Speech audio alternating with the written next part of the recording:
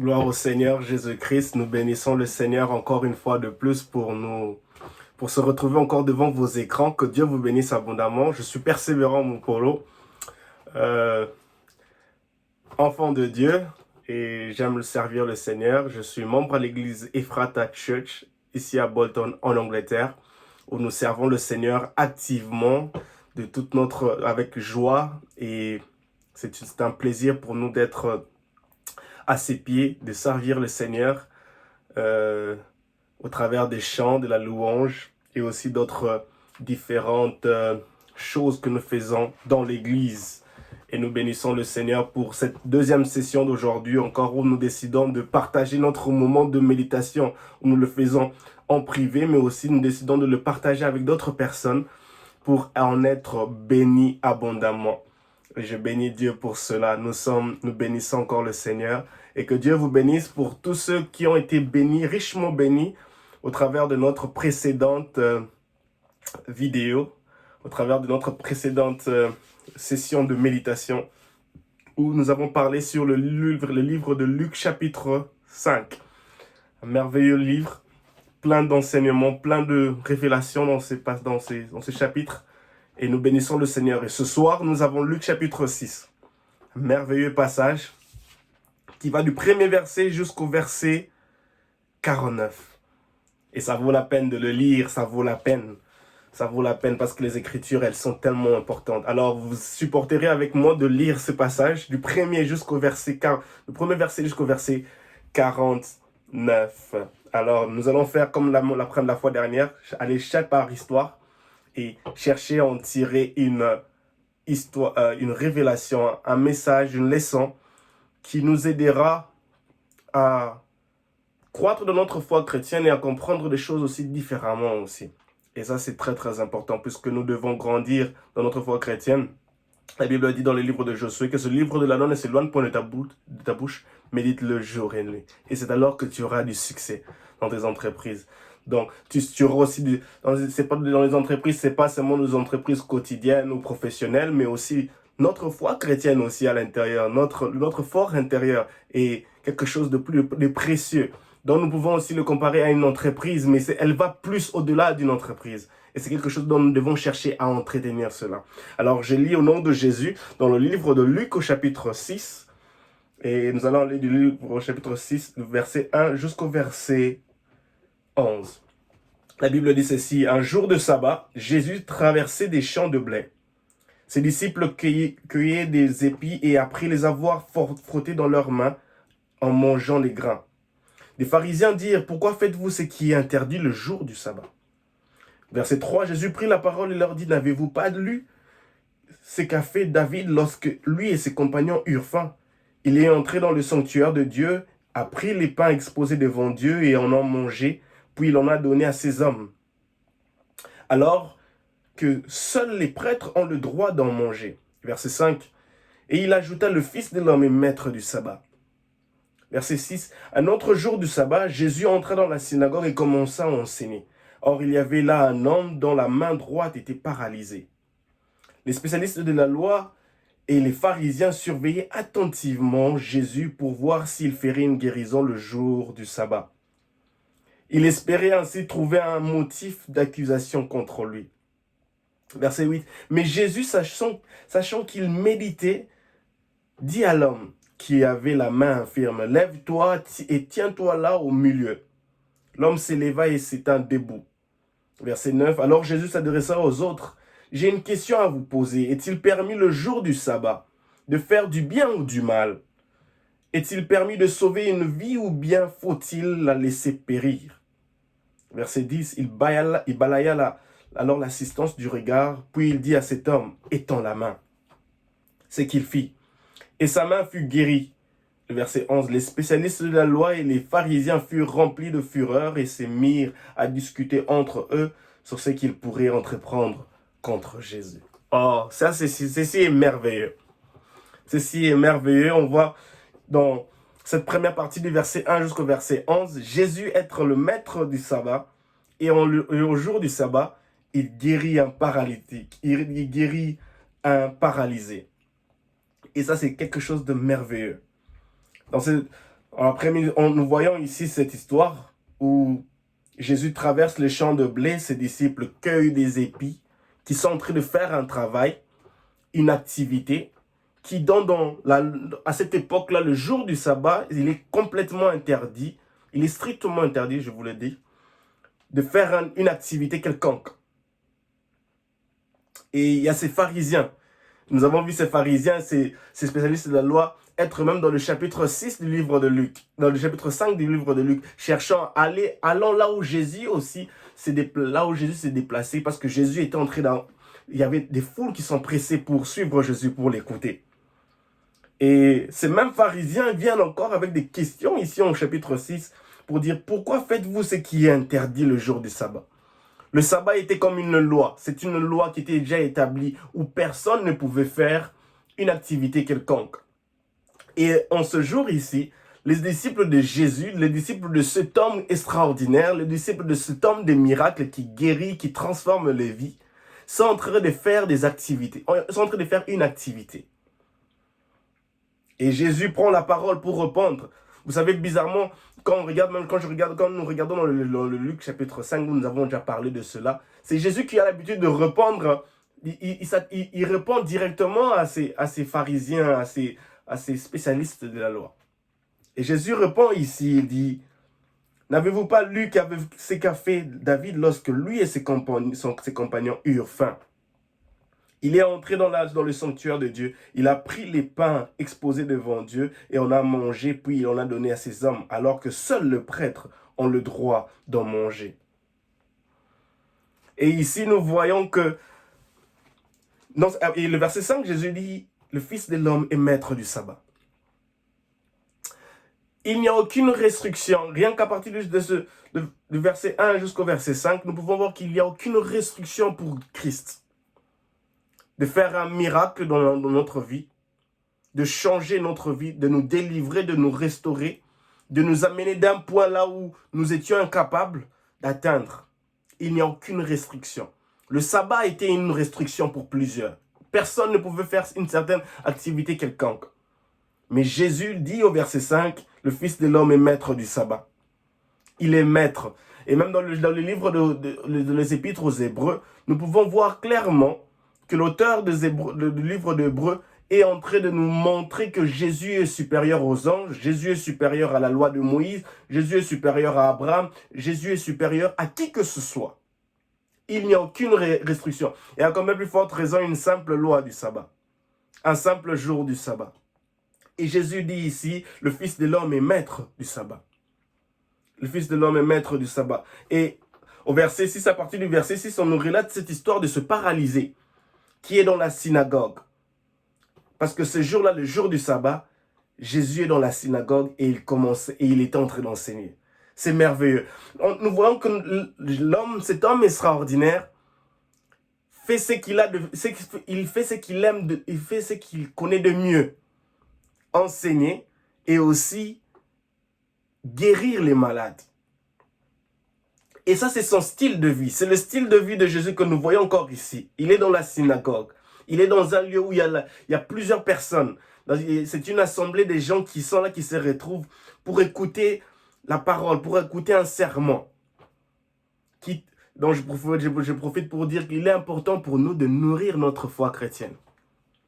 Il est important pour nous de s'empresser, comme je l'ai dit la fois dernière pour la méditation précédente, de s'empresser pour écouter la parole de Dieu, de recevoir des enseignements.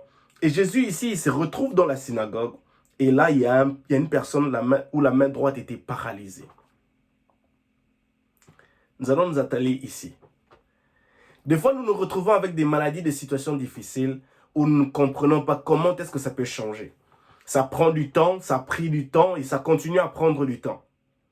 Et des fois, nous arrivons à nous décourager, à dire que non, ça ne sert même plus à rien d'aller à l'église, d'aller ou d'écouter, de donner par exemple 1 heure du temps pour écouter une prédication audiovisuelle à la radio au travers des différentes ondes médiatiques. Mais nous voyons ici que cet homme est un paralysé et il se retrouve dans la synagogue. La Bible ne nous dit pas qu'est-ce qu'il fait dans la synagogue. Mais on connaît que la synagogue, c'est un lieu où on reçoit des enseignements. Peu importe la maladie ou la situation dont tu traverses, que cela ne puisse pas t'empêcher de recevoir des enseignements bibliques, d'écouter la bonne parole, de communier avec d'autres personnes, dans l'assemblée des saints, de s'encourager. Soyons de jusqu'au boutiste, des personnes qui continuent, des personnes qui persévèrent. Même si tu as mal, même si tu passes des temps difficiles, il y a la maladie qui persiste encore, mais tu as l'habilité de te rendre au culte dans une réunion de prière, fais-le. Parce que tu ne sais pas, peut-être c'est en participant à une réunion de prière, à une réunion d'enseignement biblique, que tu recevras ta bénédiction, que tu recevras ta délivrance, que tu recevras ta guérison. La guérison, la délivrance peut nous atteindre n'importe où. Mais nous avons besoin de nous retrouver au bon moment et au bon endroit. Et ça, c'est très, très important. Il se retrouve dans la synagogue. La Bible dit clairement qu'il est dans la synagogue. Et c'est un homme dont la main droite est paralysée. Incapable de faire quelque chose. C'est une main droite. Si je m'imagine que s'il était un droitier, donc c'est pratiquement, il est incapable de faire quoi que ce soit. Et il se retrouve là dans la synagogue en train d'écouter Jésus enseigner. Et les spécialistes, le verset 7 dit, les spécialistes de la loi et les pharisiens surveillaient attentivement Jésus pour voir s'il ferait une guérison le jour du sabbat. Ils espéraient aussi ainsi trouver un motif d'accusation contre lui. Il y a toujours des personnes qui se rencontrent contre nous. La Bible, quand je pense à cette histoire au verset 7, je vois Daniel. Il est dans cette armada, il est dans cette ceinture autour du roi en tant que conseiller. Et il y a des personnes qui sont ennemies contre lui, qui ne l'aiment pas. Ils savent que Daniel a l'habitude de prier chaque fois à la 3e heure de l'après-midi. Et c'est alors que ces personnes décident de manigancer, de mettre un plan où ils vont demander au roi que tout le monde puisse prier le roi, s'agenouiller devant la statue du roi. Et ils savaient ça, ils l'ont fait juste à cause d'une seule personne. Des fois, nous recevrons des attaques de l'ennemi. Des fois, nous verrons des personnes nous haïr. Juste parce que nous faisons quelque chose de bien. Juste parce que nous servons Dieu. Juste parce que nous aimons, nous manifestons de l'amour à d'autres personnes. Puisque Dieu nous demande de manifester l'amour. Et ça sera classé comme une certaine tribulation. Mais même dans notre tribulation, même dans ces persécutions que nous subirons, où des personnes se mettent à planifier des plans machiavélique, démoniaque contre nous, nous devons persévérer. Ne nous limitons pas, ne soyons pas intimidés. La Bible dit dans le livre de Hébreux au chapitre 25, si je ne fais pas une erreur, la Bible dit que c'est par la foi que les parents de Moïse refusèrent de se laisser intimider. Donc, même si nous avons des ennemis autour, même si nous avons des personnes qui nous détestent, qui veulent savoir, qui veulent à tout prix voir quelque chose qui peut nous condamner, ne nous focalisons pas sur ces personnes-là. Faisons ce que nous avons à faire. Et nous pouvons voir ici, c'est que Jésus, sachant qu'il méditait, la Bible dit, verset 8, mais Jésus, sachant ce qu'il méditait, dit à l'homme qui avait la main infirme, lève-toi, tiens-toi là au milieu. L'homme s'éleva et s'étint debout. Verset 9, alors Jésus s'adressa aux autres, j'ai une question à vous poser.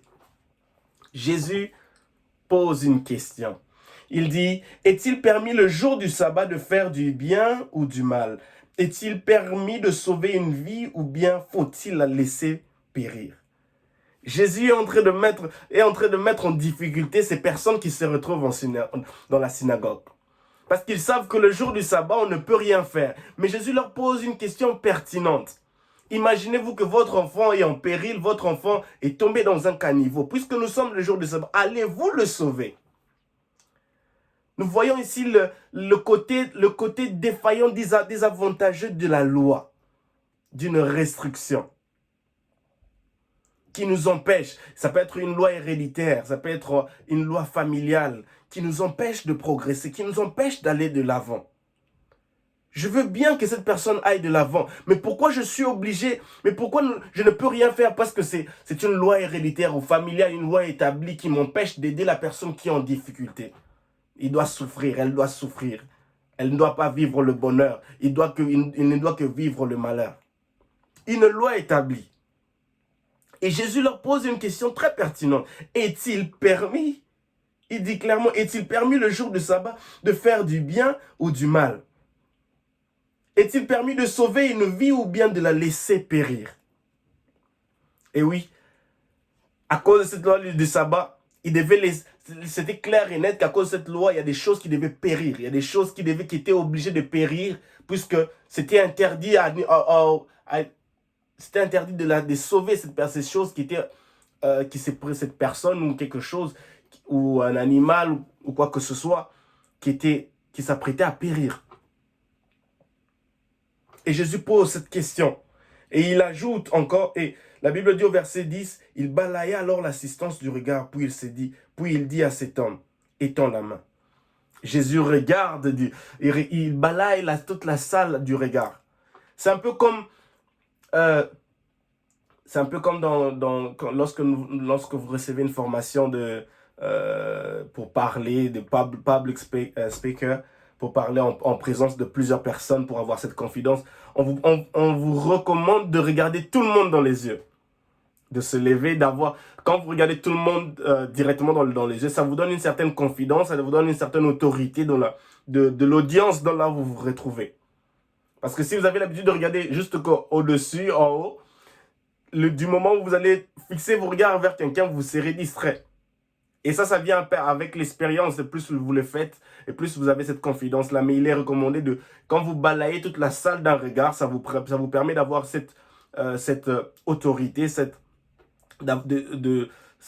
mise au-dessus de votre audience dont tous les regards sont fixés vers vous. Et Jésus regarde toute cette salle, toutes ces personnes qui étaient dans la salle, et il n'y a aucun d'eux qui répond. Il n'y a aucun d'eux qui répond par rapport à cette question pertinente dont il les a posées. Et il ajoute le verset, et après avoir balayé toute la salle, la Bible dit, ce qu'il fit, il dit à l'homme, étends la main, c'est ce qu'il fit, et sa main fut guérie. Verset 11, les spécialistes de la loi et les pharisiens furent remplis de fureur, et se mirent à discuter entre eux sur ce qu'ils pourraient entreprendre contre Jésus. Et c'est là qu'ils décident maintenant d'entrer en scène. C'est là qu'ils voient que cette personne... Moi, c'est simple. Il vous a posé une question. Mais aucun d'entre vous n'a eu le courage de répondre, de donner une réponse à cette question qu'il a posée. Parce qu'eux-mêmes, ils se sont sentis aussi un peu... C'est un peu comme quelque chose, comme on dit en anglais, common sense. Où on te pose la question, est-ce que si ton fils tombe dans un caniveau le jour du sabbat, es-tu prêt à le sauver? Es-tu prêt à aller à son secours? Parce que l'amour d'un parent vis-à-vis de son fils, le parent est prêt à faire quoi que ce soit pour le bonheur de son enfant. Mais puisque nous nous retrouvons le jour du sabbat, êtes-vous prêt à aller pour sauver votre enfant? Et ils en étaient incapables. Et Jésus a montré qu'il était au-dessus du sabbat. Au-dessus du sabbat. Et là, ça, c'est le message que nous pouvons retenir du verset 1 jusqu'au verset 11. Que Jésus est au-dessus du sabbat et il n'y a aucune restriction, ni loi héréditaire, ni loi familiale, ni qui que ce soit, ni quoi que ce soit, qui peut retenir Jésus, qui peut empêcher Jésus d'entrer dans ta situation et d'accorder la guérison, et de t'accorder la délivrance, et de t'accorder la restauration, et d'accorder le salut à ta famille. Tu as prié pour ta famille, tu as demandé à Dieu Seigneur que les gens viennent à toi. Il n'y a aucune loi, il n'y a aucune résistance ténébreuse, il n'y a aucune résistance héréditaire qui peut empêcher Jésus d'entrer dans ta famille et d'accorder la solution à tous tes problèmes. Il n'y a absolument aucune loi, aucune restriction qui empêcherait cela. Jésus est au-dessus de tout et il est capable de changer, il est capable d'entrer dans ta famille, d'amener ces personnes-là, ces personnes incrédules à se convertir, à donner leur vie à Jésus et à être guéris de toutes leurs blessures intérieures ou de quoi que ce soit. Et je bénis le Seigneur pour cela. Et nous continuons à partir du verset 12 jusqu'au verset 16. Une merveilleuse histoire. Le verset 12 dit, « Vers cette même époque, Jésus se retira sur une colline pour prier.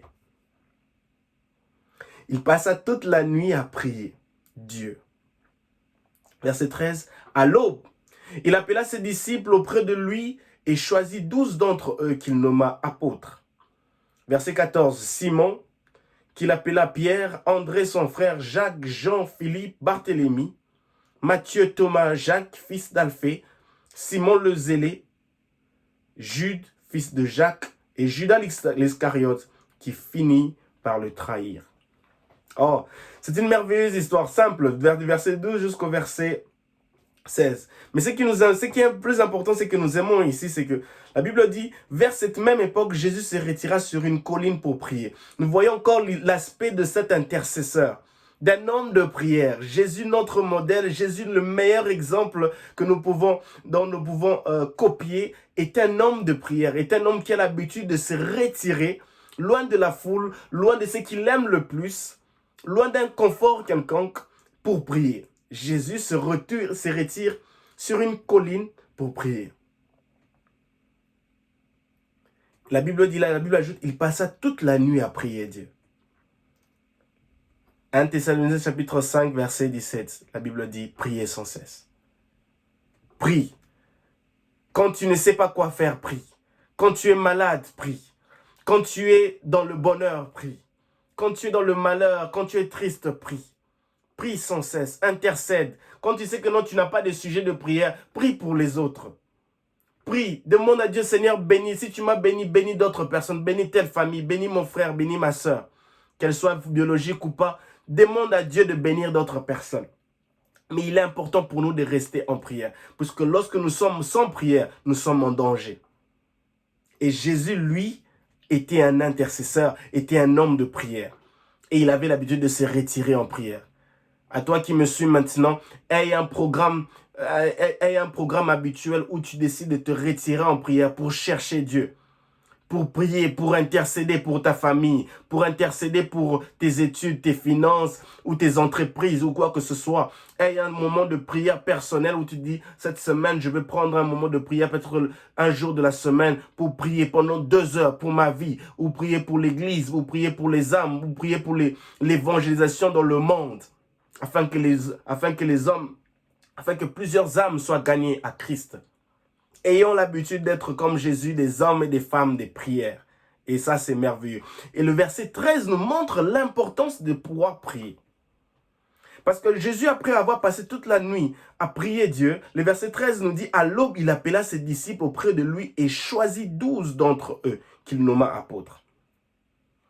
Pour que nous puissions être capables de faire une bonne sélection, un bon choix, nous avons besoin de commencer par la prière. N'entre pas dans un deal, dans un engagement, dans une alliance, et c'est alors que tu commences à prier. C'est dangereux. La première chose que tu dois faire d'abord, que nous devons faire, c'est d'abord commencer à prier.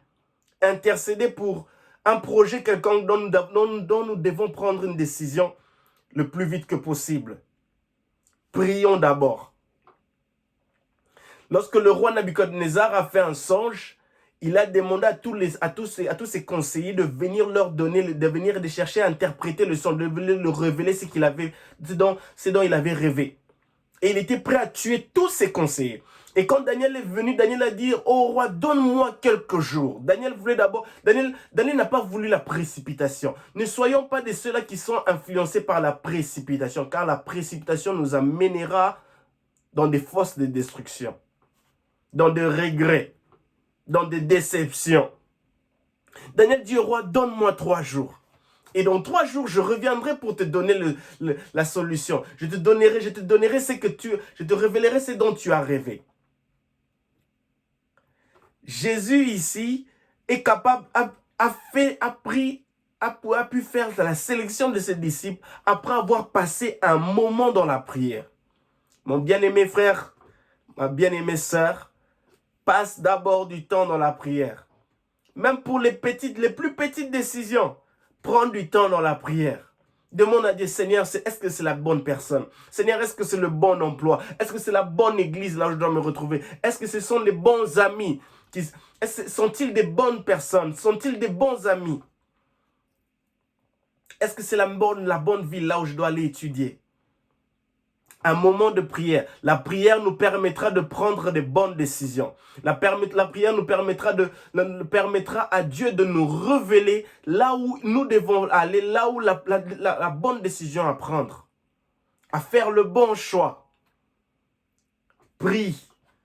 Prions. Continuons à prier. Désolé. Continuons à prier. À insister, à chercher Dieu. Et c'est alors que nous serons capables de faire des bons choix. Et ça, la Bible dit que Jésus choisit 12 d'entre eux. Il y avait une multitude. Il a appelé ses disciples auprès de lui et choisit 12. Il y avait une multitude. Il y avait plusieurs personnes qui s'appelaient disciples de Jésus, qui s'est classifié disciples. Mais Jésus choisit 12 d'entre eux. 12. Ce n'est pas toute cette armada de personnes que tu trouveras tout autour de toi qui sont les bonnes personnes. Mais après, une fois que tu as prié, une fois que tu as cherché Dieu, de tout ton cœur, passant un temps fort en prière d'intimité avec Dieu, tu sauras choisir combien, tu sauras tu sauras prendre la bonne décision, faire le bon choix. Dieu te guidera. Et ça, c'est important. Gédéon devait s'apprêter à aller combattre une armée. Et il voulait prendre toute une armada des hommes pour aller combattre. Il voulait prendre tout au plus 5000 personnes. Jésus lui dit non, non, non, non. Jésus met un critère. Et on voit que Gédéon se retrouve qu'avec 300 personnes. Absolument fou. Ça va vraiment à l'encontre d'une stratégie, offensive. Parce que vous vous retrouvez devant une grande armée et vous n'allez seulement qu'à 300 personnes. C'est pratiquement impossible pour vous de remporter. Mais les critères de Dieu, mais les stratégies de Dieu peuvent paraître folles aux yeux des hommes, mais elles sont efficaces. Elles sont plus efficaces que les stratégies des hommes. Le choix. La prise de décision. La meilleure prise de décision. Nous l'obtiendrons d'abord lorsque nous décidons de prier. Les bonnes décisions s'obtiennent dans la prière. Les bons choix s'obtiennent dans la prière. Et nous pouvons voir cela ici dans ce récit. Et en continuant le verset 17, la Bible dit, en descendant avec de la colline, Jésus s'arrêta sur le plateau où se trouvait un grand nombre de ses disciples, ainsi qu'une foule immense venue de toute la Judée, de Jérusalem et de la région littorale de Tyr et de Sidon. Verset 18, tous étaient venus pour l'entendre et pour être guéris de leur maladie. Ceux qui étaient tourmentés par des esprits mauvais étaient délivrés. Tout le monde cherchait à le toucher parce qu'une puissance sortait de lui et guérissait tous les malades. Waouh! Jésus, l'homme extraordinaire. Jésus, l'homme qui les foules s'empressent pour l'écouter et pour être guéris de leur maladie. Tout le monde cherche, la Bible dit, verset 19, tout le monde cherchait à le toucher parce qu'une puissance sortait de lui et guérissait tous les malades. L'homme, Jésus, le Fils de Dieu, c'est lui que nous adorons, c'est lui que nous célébrons. Des personnes s'accouraient à lui pour l'entendre. Il est important, nous continuons à insister sur ceci. Il est important pour nous d'écouter la parole de Dieu. Il est important pour nous de fortifier notre âme en écoutant. La Bible dit la foi vient de ce qu'on entend. Qu'est-ce que tu entends? Ton âme a besoin d'entendre la parole de Dieu. Ton âme a besoin d'entendre des choses productives, des paroles qui vivifient ton âme, des paroles qui vivifieront ton esprit et ton cœur. Puisque si ton fort intérieur est abattu, puisque si ton fort intérieur est découragé, l'extérieur aussi le sera. Et la Bible sait que j'aime ici, tout le monde cherchait à le toucher. Parce qu'une puissance sortait de lui et guérissait tous les malades.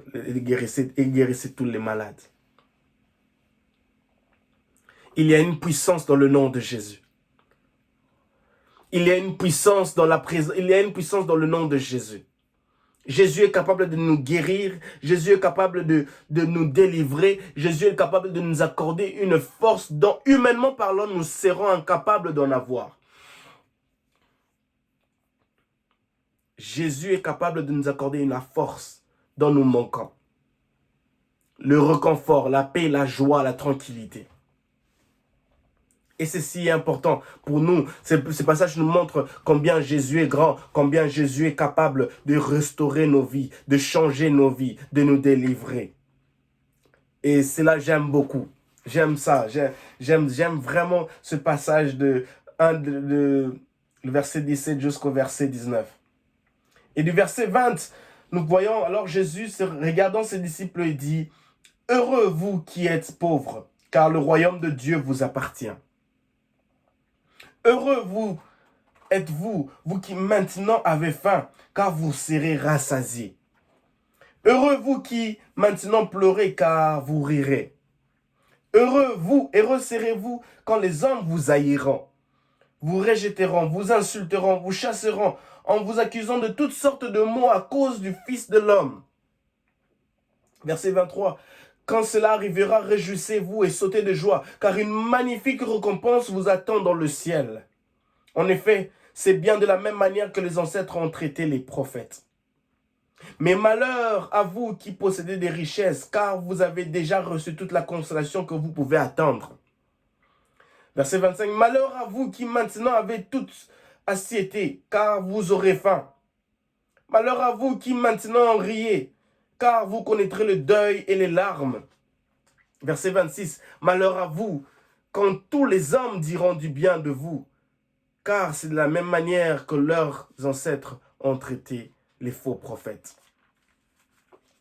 Jésus fait, du verset 20 jusqu'au verset 26, Jésus fait une comparaison entre ceux qui le servent et ceux qui ne le servent pas. Le bonheur qui va vers ceux-là qui aiment le Seigneur, vers ceux-là qui le servent, vers ceux-là qui décident de dédier leur vie au service de Christ, et vers ceux-là qui ont totalement laissé tout derrière eux pour suivre Jésus.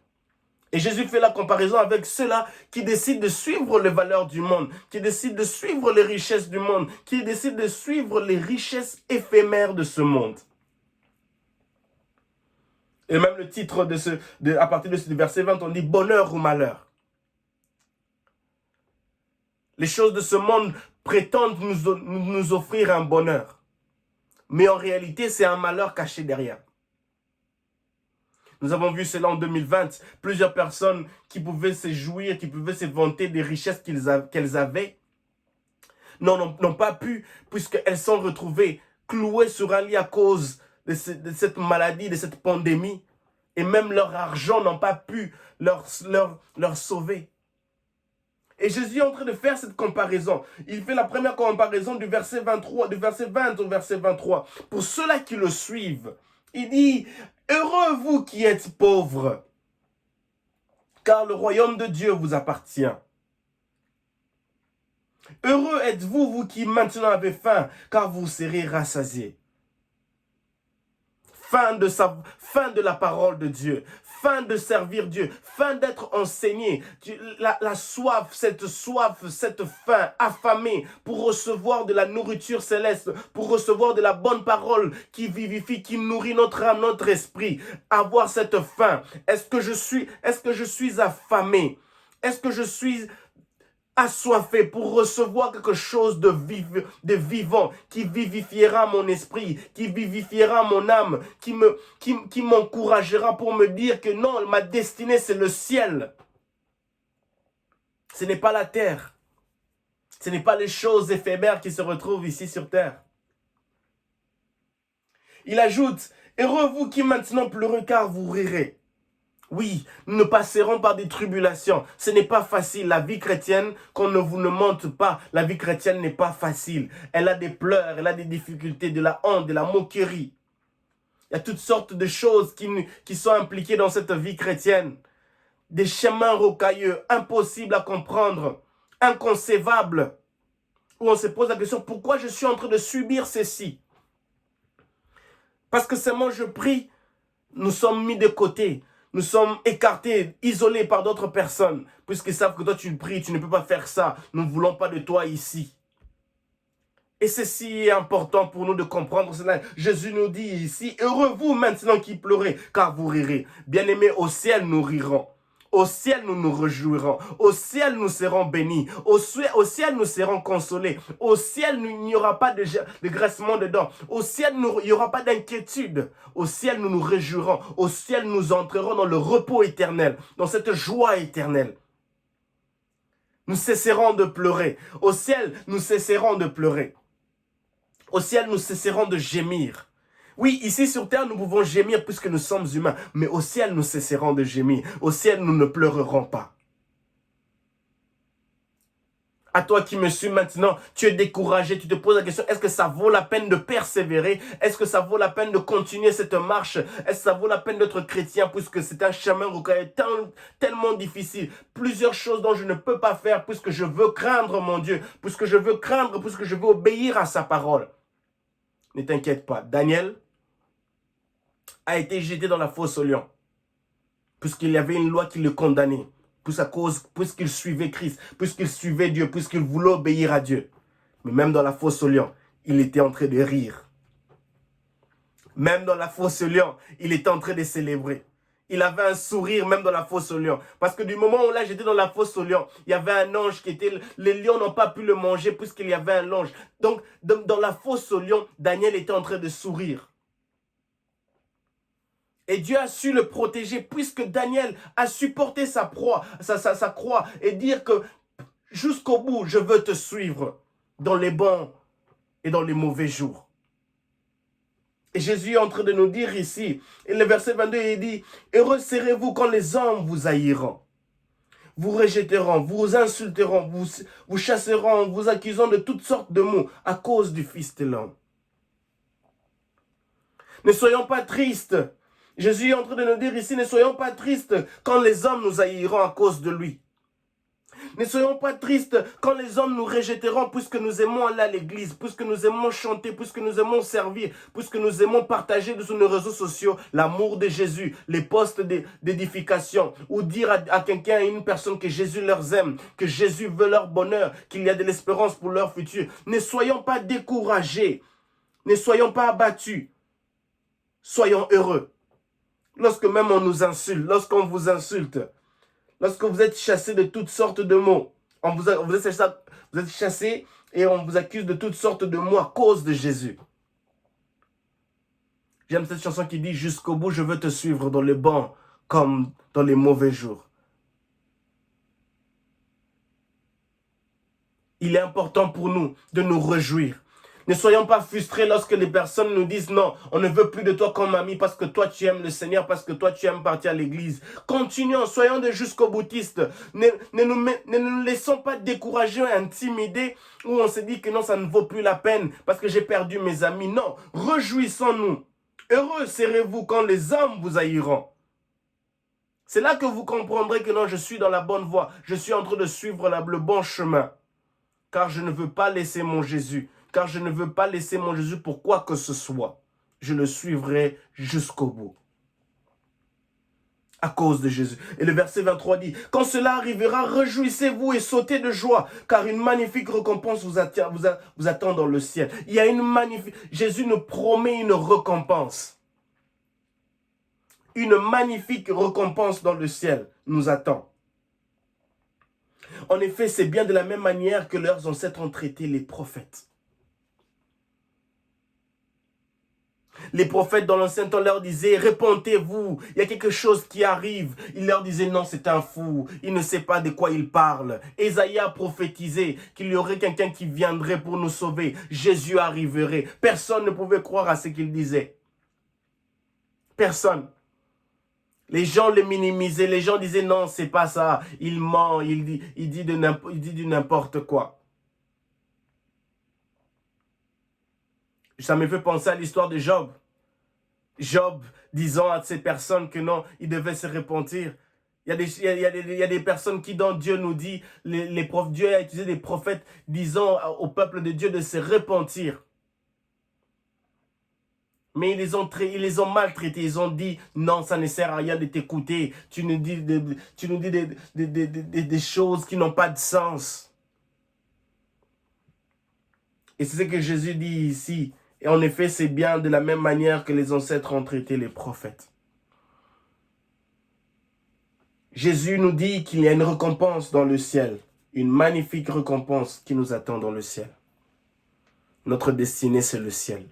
Mon bien-aimé frère, ma bien-aimée sœur, il y a une récompense dans le ciel. Quand tu suis Jésus, quand tu décides d'accepter la tribulation, d'être rejeté à cause de Jésus, cet homme extraordinaire, cet homme qui relâche une puissance extraordinaire, qui guérit, qui délivre.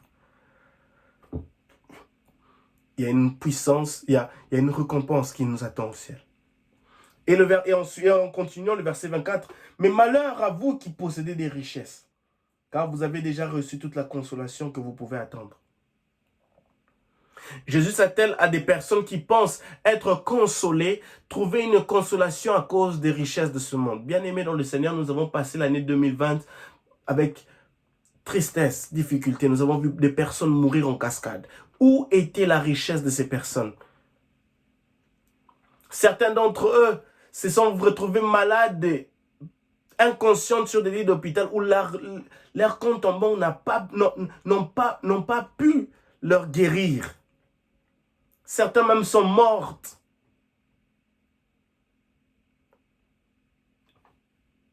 Malheur à celui-là qui pense être consolé par sa richesse. La richesse de ce monde ne nous consolera jamais. Puisque si vraiment on se disait qu'on était heureux avec la richesse, alors il faudrait, je crois que si une personne la plus riche, ça serait mieux de s'acheter que peut-être là où on t'enterrerait, là où on t'enterrera, ça soit doré. Faire que l'on t'enterre sur l'or. Et faire aussi se rassurer que ton corps ne pourrisse pas. Mais ça, c'est vraiment impossible. Donc, c'est-à-dire que ta richesse ne peut absolument rien faire. Nous avons vu des personnes, des célébrités où on se disait que non, celui-ci, il fait tellement, il crée des choses, des ordinateurs, gauche à droite, il ne mourra pas maintenant, mais on les a vus, on les a enterrés, ils ont perdu du poids. Et c'est les cancers qui les a emportés. Jésus dit ici, malheur à vous qui possédez des richesses, car il dit, au fait, c'est par rapport à ces personnes qui pensent que la richesse est la consolation. Bien-aimé dans le Seigneur, la richesse ne peut pas être ta consolation. C'est Jésus qui console. C'est un peu comme une personne qui a perdu un être cher et se dit que non, puisque j'ai un compte en banque blindé, je suis consolé. Non, tu n'es pas consolé. L'absence de cette personne chère l'absence de cette personne chère créera en toi des tourments, créera en toi des pleurs, des moments où tu entres dans la dépression. Ce n'est pas cette richesse qui te consolera. Puisque ton cœur est brisé, c'est Jésus qui console. Et Jésus est en train de s'attaquer à ces personnes-là qui pensent que la richesse est la consolation. Et la consolation suffisante. Et ce qui peut consoler leur vie. Jésus est celui qui nous console. Ce n'est pas nos richesses, les richesses que nous pouvons acquérir ici sur terre. Le verset 25 dit, « Malheur à vous qui maintenant, avec tout assiété, car vous aurez faim. »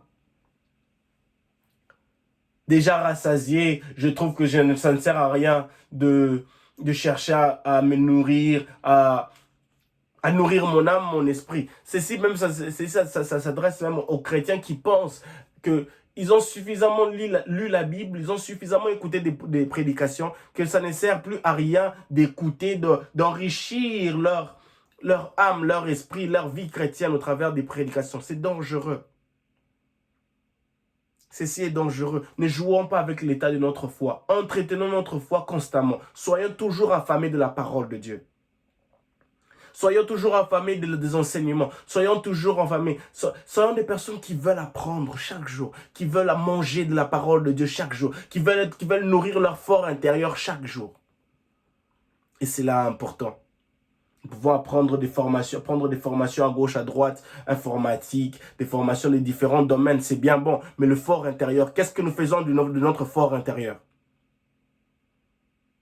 Notre fort intérieur, c'est ce qui est plus important. Puisque si votre âme est brisée, puisque si votre cœur est brisé, vous vous retrouvez dans une dépression, ce ne sont pas des sessions psychologiques qui vous relèveront. C'est la présence de Dieu, c'est l'amour de Jésus. C'est son amour, c'est sa présence, c'est l'action de son esprit en nous qui peut nous changer, qui peut nous relever pour dire, ça y est, c'est possible, je peux me relever de cette dépression, de de ce découragement dont je suis inclus, dont je me retrouve. Il dit, malheur à vous qui maintenant riez, car vous connaîtrez le deuil et les larmes. Des personnes qui se réjouissent, qui disent que non, le ciel n'existe pas, l'enfer n'existe pas, que non, ça ne sert à rien de suivre Christ. Il n'y a aucun gain en cela. Mais j'en ai vu, moi, des personnes qui, pendant le confinement l'année passée, se retrouvaient dans la dépression. On a vu la différence entre ceux-là qui prient et ceux-là qui ne prient pas. Ceux-là qui prient, ceux-là qui craignent Dieu, ils ont adopté une attitude de prière, de déverser leur dépression, leur frustration auprès de Christ, auprès de Dieu, de chanter de louanges. Et ceux-là qui ne priaient pas se sont retrouvés dans des dépressions, d'autres personnes encore se sont encore enfoncées dans des fosses de destruction, dans des prisons, dans des prisons psychologiques où ils n'ont pas pu s'en sortir et ils ont eu des problèmes mentaux à gauche et à droite. Cela nous montre combien Christ est important, combien le vrai besoin de l'homme, c'est Christ. Bien-aimé dans le Seigneur, mon frère, ma soeur, le vrai besoin de l'homme, c'est Christ. Le vrai besoin de l'être humain, c'est Jésus-Christ. Le nom qui sauve, le nom qui restaure. Verset 26, malheur à vous quand tous les hommes diront bien de vous, car c'est de la même manière que leurs ancêtres ont traité les faux prophètes. Jésus encore s'attelle ici. Malheur à vous quand tous les hommes diront de bien de vous. Du bien de vous, mais on parle du bien de vous, mais votre âme est en péril. Le vrai fond de votre vie est en péril. Le vrai fond de votre vie est en cascade. On vous encourage, on vous acclame. Mais au fond de vous, il y a un vide. Il n'y a pas quelque chose de vrai. Et cela, ça vous amènera à périr, à tomber dans une fosse de destruction, dans un vide où vous ne retrouvez plus. Et c'est un peu comme ces faux prophètes dont la Bible, Christ dit, car c'est la même manière que leurs ancêtres ont traité les faux prophètes. Ils acclamaient les faux prophètes. Ceux-là qui leur vendaient du vent. La réalité, c'est que ces personnes-là, au fin fond d'eux, il n'y avait pas du vrai, il n'y avait que du vide, il n'y avait que du néant. Il n'y avait rien d'enrichissant, il n'y avait rien de productif, il n'y avait rien il y avait rien de vivant. Et ça les a amenés à regretter, à se dire, mais au fait, cette personne qui m'a dit de prophétie, ça ne s'est pas accompli, c'est joué de moi, il a abusé de moi. Mais une personne qui base sa vie sur la parole de Dieu saura savoir et discerner que non, ceci est faux, ceci est vrai. Ce monsieur est faux, ce monsieur-là est vrai. Ça, c'est important pour nous de comprendre cela. Et nous passons dans ce passage du verset 27 jusqu'au verset 45. Je vais lire au nom de Jésus. Quant à vous tous qui m'écoutez, voici ce que je vous dis. Aimez vos ennemis, faites du bien à ceux qui vous haïssent. Verset 28. Appelez la bénédiction divine sur ceux qui vous maudissent. Priez pour ceux qui vous calomnient. Verset 29. Si quelqu'un te gifle sur une joue, présente lui aussi l'autre. Si quelqu'un te prend ton manteau, ne l'empêche pas de prendre aussi ta chemise. Verset 30. Donne à tous ceux qui te demandent. Et si quelqu'un te prend ce qui t'appartient, n'exige pas qu'il te le rende. Verset 31. Faites pour les autres ce que vous voudriez qu'ils fassent pour vous.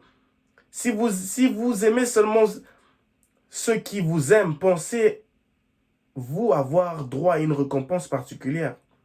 Les pécheurs aiment aussi leurs amis. Verset 33. Et si vous faites du bien seulement à ceux qui vous en font, pourquoi vous attendriez-vous de la reconnaissance?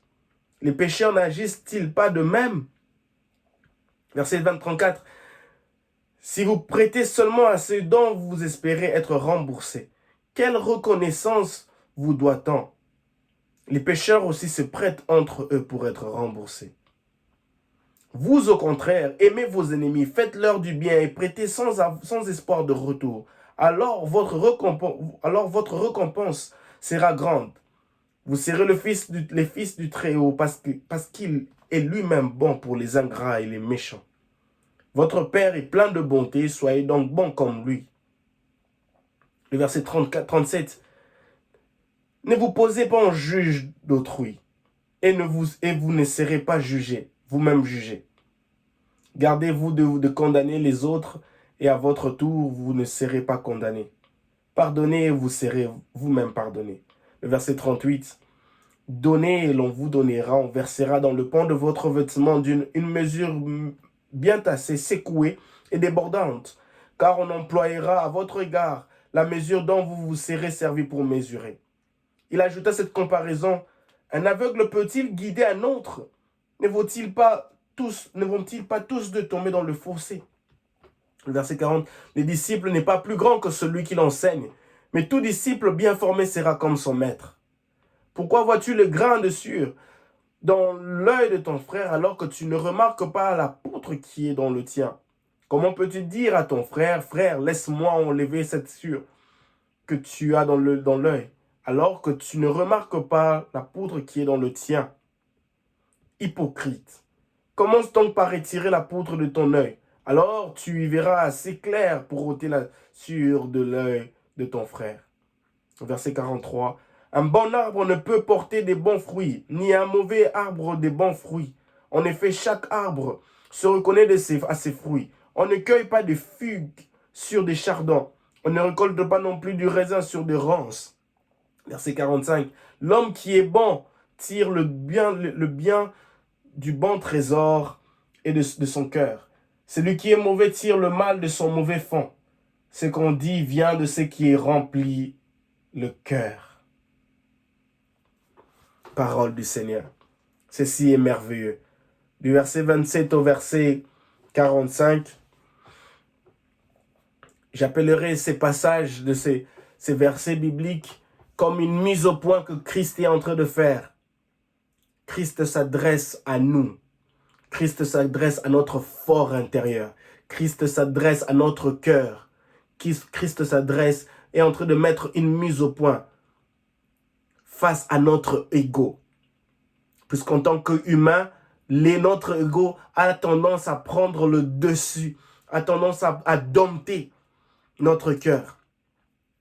Et Christ est en train de faire une mise au point, de nous demander de faire certaines choses qui vont au-delà de notre ego, au-delà même de nos sentiments humains, de notre ego. Jésus est en train de viser le changement de mon cœur. Jésus est en train de viser le changement de mon âme, de mon esprit. Jésus est en train de viser quelque chose de plus important qui est l'amour dans le fin fond de notre fort intérieur. L'amour l'amour pour les autres. L'amour pour les autres. Puisque nous sommes humains, des fois nous sommes domptés par cet ego qui amène à une certaine jalousie, un certain égoïsme. Et Jésus commence très bien. Il dit, écoutez ceci, aimez vos ennemis. Il frappe fort. Il frappe fort. Il utilise un coup de massue direct. Il dit, aimez vos ennemis. En tant qu'humains, nous avons tendance à laisser notre ego prendre le dessus pour dire, il m'a fait du mal. Mais Jésus, dans s'attaque directement, il dit, aimez vos ennemis. Est-ce facile? Non. Puisque nous sommes humains. Mais Jésus nous demande d'aimer nos ennemis. Faites du bien à ceux qui vous haïssent. Il y a des gens qui nous ont fait du mal, qui nous ont poignardés, qui nous ont déçus, qui nous ont abandonnés. Mais Jésus nous dit ici, aimez vos ennemis, faites du bien à ceux qui vous haïssent. Il y a des personnes qui nous ont haïs, il y a des personnes qui nous ont fait tant du mal, dont on ne veut même plus entendre parler d'eux. I don't want to hear from him anymore. Mais Jésus nous dit, aimez vos ennemis. faites du bien à ceux qui vous haïssent. Le verset 28, il dit, appelez la bénédiction divine sur ceux qui vous maudissent. Priez pour ceux qui vous calomnient. Puisque si nous voulons que les gens changent, nous devons prier pour eux. Si nous voulons que les personnes changent de caractère, d'attitude, si le conseil que nous donnons, basé sur des conceptions humaines, ne marche pas, la seule chose que nous pouvons faire, c'est prier pour eux. Demander à Dieu qui a une puissance spectaculaire, une puissance extraordinaire, de les changer, de les transformer. La Bible il dit au verset 28, appelez la bénédiction divine sur eux, sur ceux qui vous maudissent. Priez pour ceux qui vous calomnient. Jésus veut que nous puissions aller au-delà du mauvais, aller au-delà du méchant. Oh non, je veux qu'il puisse mourir. Non, je veux qu'il puisse... Non, Jésus veut que nous puissions aller au-delà de cet état-là, au-delà de cet état d'âme, au-delà de cet état d'esprit. Il veut que nous puissions prier pour ces personnes. Verset 29, il dit, si quelqu'un te gifle sur une joue, présente-lui aussi l'autre. Si quelqu'un te prend ton manteau, ne l'empêche pas de prendre aussi ta chemise. Jésus parle encore ici de l'amour. De l'amour. Des fois, il est tellement difficile, mais Jésus nous parle d'un état où nous devons chercher à nous humilier. Ça ne sert à rien de chercher à faire le dur. Il y a certaines situations qui peuvent facilement être résolues lorsque nous décidons de ne pas appliquer le dur. Lorsque nous décidons d'être humbles, de s'humilier. Il dit, donne à ceux qui te demandent. Et si quelqu'un te prend ce qui t'appartient, n'exige pas qu'il te rende. Vous voyez, chaque passage du verset, là nous sommes au verset 30, Jésus s'adresse à notre ego. Jésus s'adresse à l'égoïsme. Jésus s'adresse à la haine. Jésus s'adresse à notre arrogance. Jésus s'adresse à chaque point, à chaque divers. Il prend chaque point par point. Puisque cela fait partie de l'être humain. Peut-être tu n'es pas égoïste, mais tu as un peu de jalousie. Peut-être tu n'es pas jalouse ou jaloux, mais tu as un peu d'arrogance. Jésus est en train de s'attaquer à ces choses-là. Car il veut que nous puissions changer de niveau. Car il veut que nous puissions aller au-delà du mauvais. Nous puissions aller vers l'amour, vers la bonté, vers l'humilité. Verset 31, faites pour les autres ce que vous voudriez qu'ils fassent pour vous. Nous avons l'habitude, non, je vais faire seulement pour moi. Verset 31, Jésus s'adresse à notre jalousie. Jésus s'adresse à notre égoïsme. Non, on a fait pour moi, je peux faire, je n'ai pas envie de faire pour vous. Jésus s'adresse à ton égoïsme que tu chéris, que tu aimes le plus, que tu entretiens comme un enfant. Verset 32, si vous aimez seulement ceux qui vous aiment, pensez-vous avoir droit à une reconnaissance particulière? Jésus parle ici de quelque chose de très important. Ça s'inclut aussi dans la réputation. Tu ne peux pas seulement dire que non, je me connais seulement par d'autres personnes, telle personne me connaît et tout. Alors les autres personnes. Oh non, moi je ne parle pas avec eux. Non, Jésus dit, alors quelle reconnaissance tu obtiens de ces personnes-là? Tu ne peux pas seulement avoir une reconnaissance particulière d'un certain groupe de personnes. Et dire que non, tu aimes les gens. Et dire que non, tu vis ta vie chrétienne comme il se doit. Et ces autres personnes-là, qu'est-ce qui se passe? Oh non, je ne parle pas avec eux.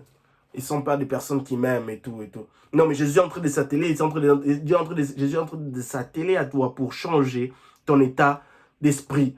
Que tu ailles au-delà du mauvais. Que tu vas vers l'amour, vers l'humilité, vers le pardon, vers un changement de ton état d'âme, de ton fort intérieur. Et Jésus dit, il ajoute, les pécheurs aiment aussi. Les pécheurs aiment aussi leurs amis. Il fait une comparaison. Les pécheurs aiment aussi leurs amis.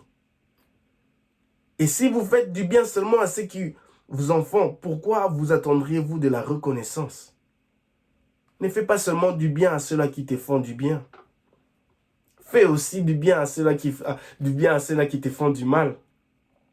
Ça te met sur un piédestal. Ce n'est pas facile. Même moi qui vous parle, je me retrouve dans ce que Jésus est en train de parler ici. Ça nous met à un piédestal pour montrer que non, je décide de laisser ça. Je refuse d'avoir des problèmes d'estomac. Je refuse d'avoir des problèmes de santé parce que mon cœur a la haine de telle personne-là. Ou non, parce que je refuse. Je veux monter à un piédestal. Oublier ça, mettre ça de côté. Je veux mettre un pied. Je veux monter des pieds. Je veux changer de niveau. Et il ajoute encore, les pécheurs n'agissent-ils pas de même?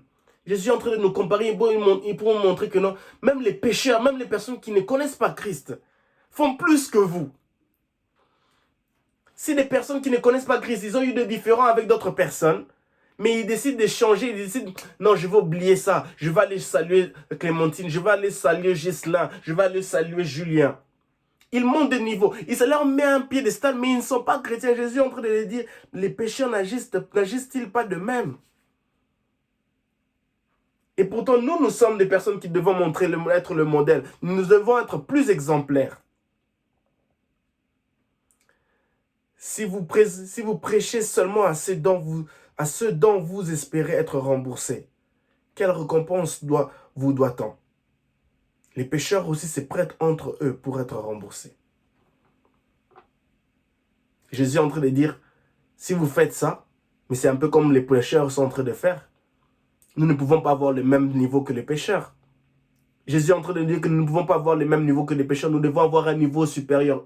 Nous devons chercher à atteindre un nouveau piédestal. Changer de niveau, aller au-delà de la haine. Atteindre l'amour, atteindre la patience, aller au-delà de cela, parce qu'il dit, les pécheurs aussi se prêtent entre eux pour être remboursés. Jésus est en train de dire, il y a une comparaison, donc il n'y a pas de différence entre vous et les pécheurs. Mon bien-aimé dans le Seigneur, cherchons à aller au-delà de cela. Au-delà de ce même niveau-là où nous nous retrouvons avec les pécheurs. Parce que si nous faisons quelque chose dont même les pécheurs font, en quoi nous sommes chrétiens? En quoi nous disons, c'est pour ça que je dis, la vie chrétienne n'est pas facile, mais nous devons chercher à poser des pas d'effort où nous disons, je vais aller au-delà de cette haine. Je veux quitter cela. Je veux aller pour atteindre l'amour. Je veux quitter ce niveau de haine. Je veux quitter ce niveau d'arrogance, de jalousie. Je veux aller au-delà. Je veux aller à quelque chose de plus meilleur, de plus mieux, de plus consolant, de plus merveilleux,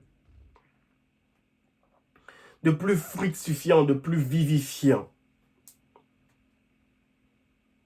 Verset 35. Vous au contraire aimez vos ennemis, faites-leur du bien et prêtez sans espoir de retour. Alors votre récompense sera grande. Vous serez les fils du Très-Haut, parce qu'il est lui-même bon pour les ingrats et les ingrats et les méchants. Votre Père est plein de bonté, soyez donc bons comme lui. Mon bien-aimé frère, mon bien-aimé frère, ma bien-aimée sœur, il est important pour nous d'aimer nos ennemis, de leur faire du bien. Seigneur, aide-moi à aimer mes ennemis. Même quand ce n'est pas facile, papa, aide-moi à aimer mes ennemis.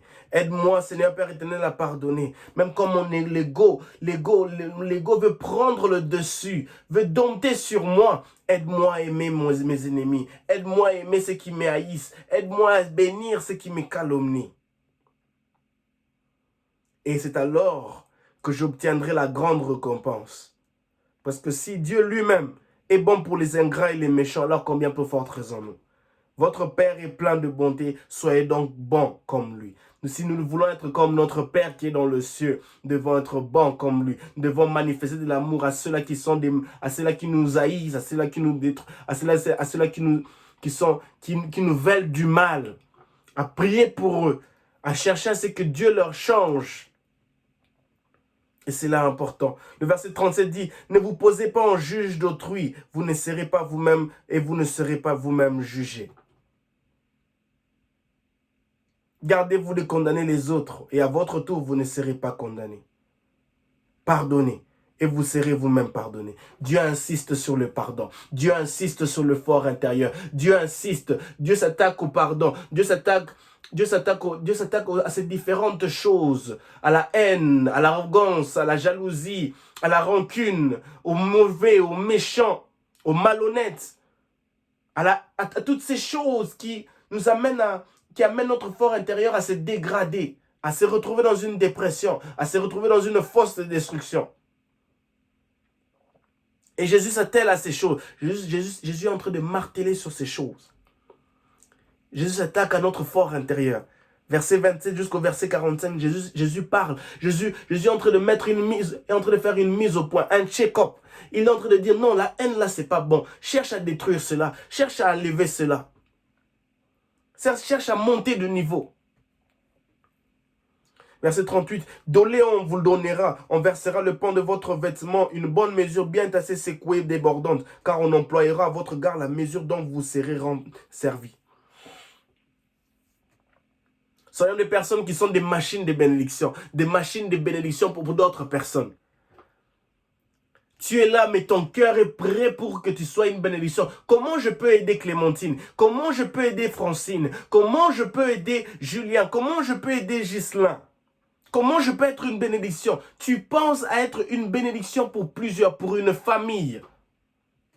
Et la Bible dit, donnez, l'on vous donnera. On versera dans le pan de votre robe une mesure bien tassée, secouée, car on employera à votre garde la mesure dont vous vous serez servi pour mesurer. De la même manière que tu bénis les autres, c'est de la même manière que Dieu te bénira. De la même manière que tu te préoccupes pour d'autres personnes, c'est de la même manière que Dieu se préoccupera pour te bénir, pour veiller sur toi.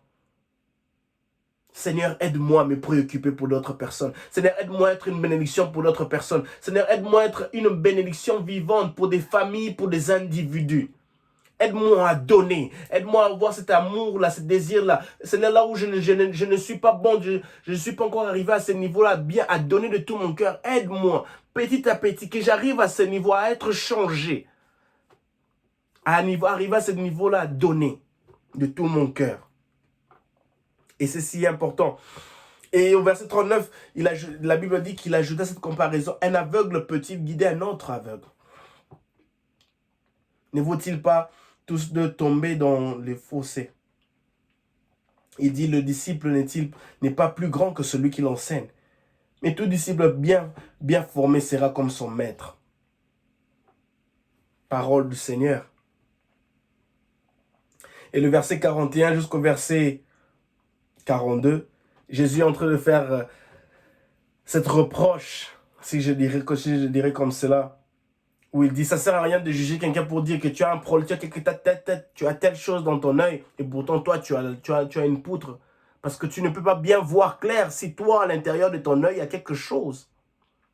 Combien de fois nous sommes comme des juges, nous voulons juger les autres, nous tombons dans ce piège où nous voulons faire un jugement à d'autres personnes, mais secrètement, nous nous retrouvons dans des situations similaires. C'est si important pour nous d'éviter de juger. Mon bien-aimé dans le Seigneur, dis à Dieu, Seigneur, aide-moi. Seigneur, aide-moi, ôte cet esprit, ôte cette attitude de juger les autres. Que je puisse être une personne qui aime les autres, qui évite, qui avant de juger, je me rassure moi-même que je ne suis pas dans ce gouffre-là. Même pas seulement pour se rassurer, mais que je ne sois pas quelqu'un qui juge les autres parce que juger est mauvais, parce que juger est défaillant.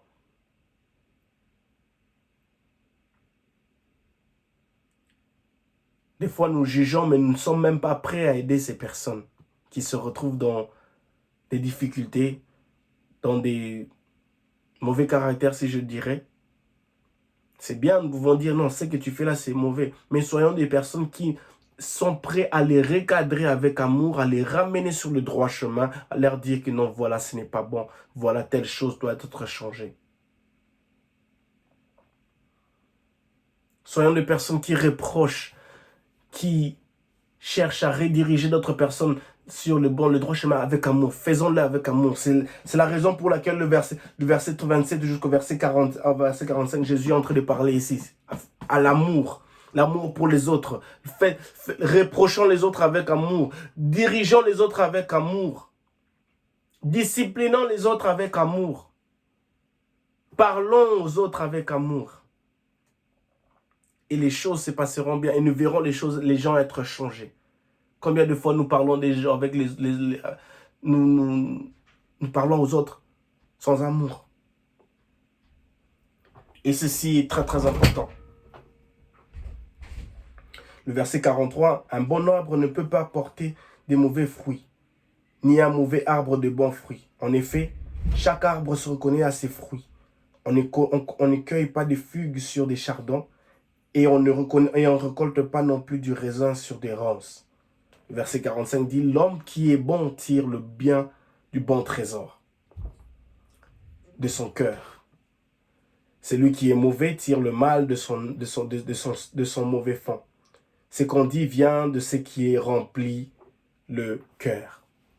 Ça, c'est le verset 45. La Bible dit, l'homme qui est bon tire le bien du bon trésor de son cœur. Celui qui est mauvais tire le mal de son mauvais fond. Ce qu'on dit vient de ce qui remplit le cœur. La question ici de ce soir est, de quoi nos cœurs sont-ils remplis? Et c'est ce que Jésus est en train de dire ici, comme nous l'avons parlé ce soir, du verset 27 jusqu'au verset 45. Une autopsie, une mise au point, où Jésus s'attaque à notre fort intérieur. Et le verset 25, il parle clairement, il dit, ce qu'on dit vient de ce qui remplit le cœur. Jésus veut savoir de quoi nos cœurs sont-ils remplis. Et dans cette mise au point où Jésus est en train de parler, il est en train de nous demander de quoi nos cœurs sont-ils remplis. Il dit, on ne peut pas récolter du raisin sur des ronces.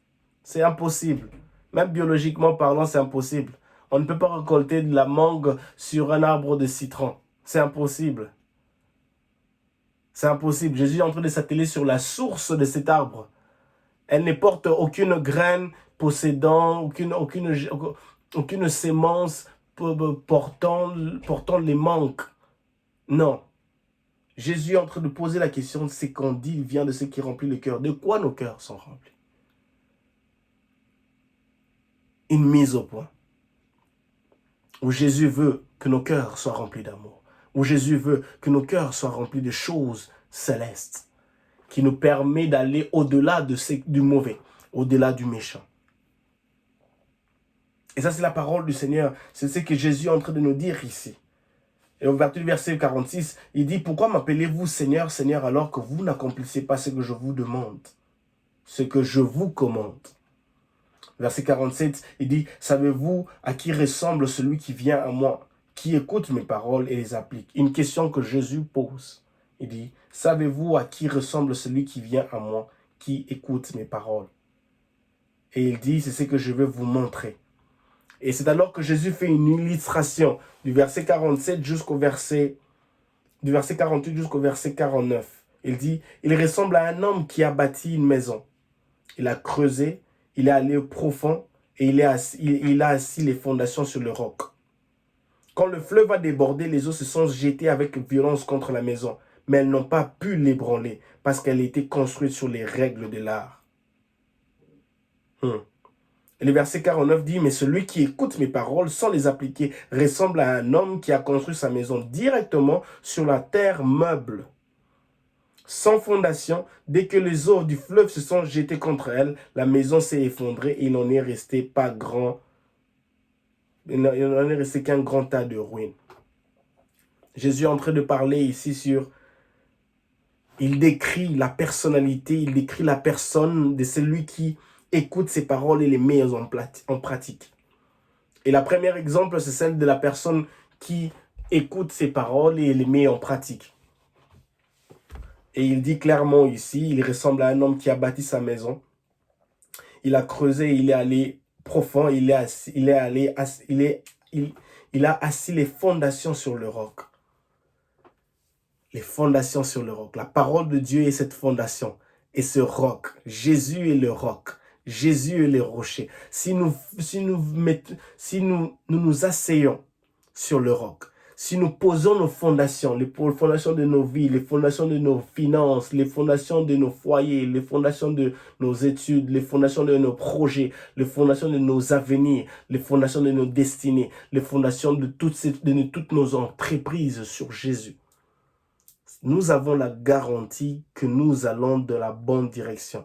Nous avons la garantie que même si les vents et marées, même si les vents s'élevaient, même si les choses, même si les structures politiques, gouvernementales, environnementales tombaient, nous ne tomberons pas puisque nous avons placé notre fondation, nos fondations sur le roc qui est Jésus.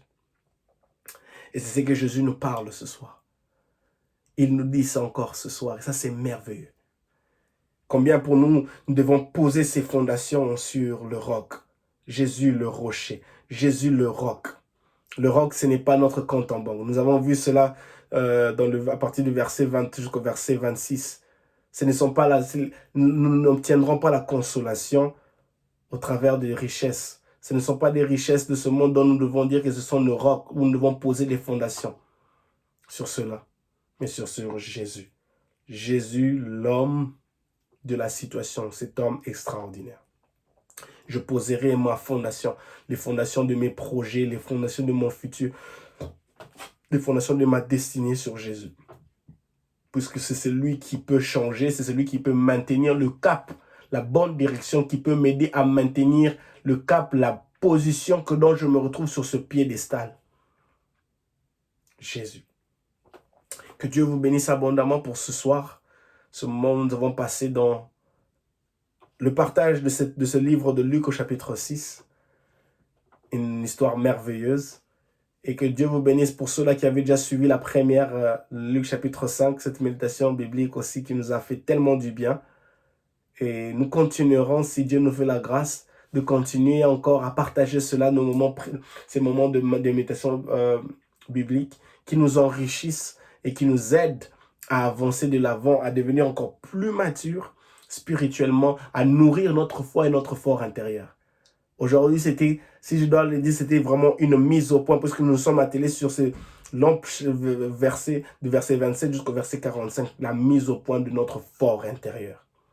La mise au point, les questions, la direction, où Jésus a utilisé ses marteaux, il est en train d'atteler à ces choses chéries dont nous possédons. Et il veut que nous puissions monter de niveau. Jésus veut que nous puissions monter de niveau. Quitter de 0 à 1. Quitter du positif, du négatif au positif. Quitter du mauvais au bon. Quitter du méchant au gentil. Quitter de la haine à l'amour. Ça, c'est ce que Jésus veut que nous puissions faire. Et c'est ce qu'il nous demande de faire ici.